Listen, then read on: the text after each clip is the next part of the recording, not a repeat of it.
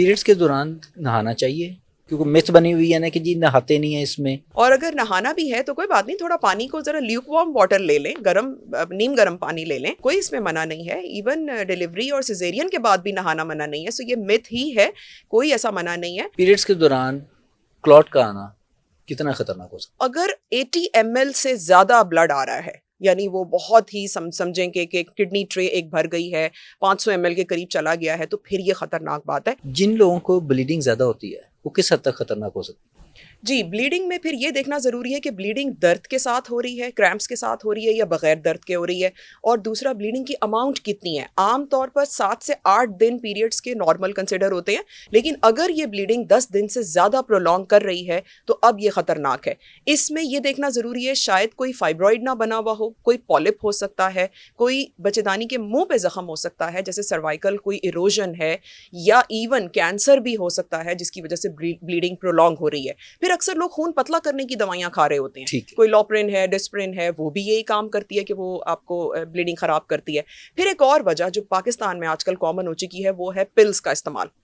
लोग हमल रोकने के लिए इमरजेंसी पिल बगैर डॉक्टर के नुस्खे के इस्तेमाल कर रहे होते हैं, और उसकी वजह से सबसे ज़्यादा पीरियड्स ख़राब हो रहे हैं। सो ये प्लीज़ आप के प्लेटफॉर्म से मैं बताना चाहूँगी कि ये पिल्स अपनी मर्ज़ी से इस्तेमाल ना करें।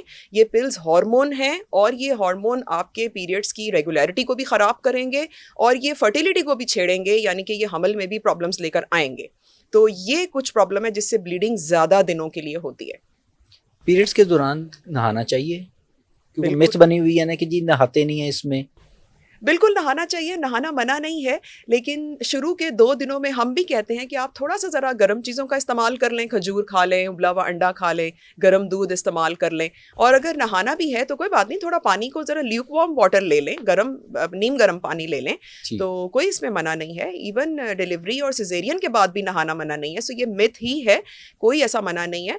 और बहुत ज़्यादा ठंडे का इस्तेमाल ना करें, वो थोड़ा सा जो गर्म टकोर या गर्म तासीर वाली बातें हैं वो कुछ हद तक ठीक हैं, कि इसमें जैसे मैंने कहा कि उबला हुआ अंडा ले लें, खजूर ले लें, कुछ थोड़ा बेशक गर्म पानी हॉट वाटर बॉटल से टकोर कर लें, ये चीज़ें थोड़ा सूदिंग होती हैं, थोड़ा सा रिलीफ कर देती हैं, लेकिन नहाना मना नहीं है।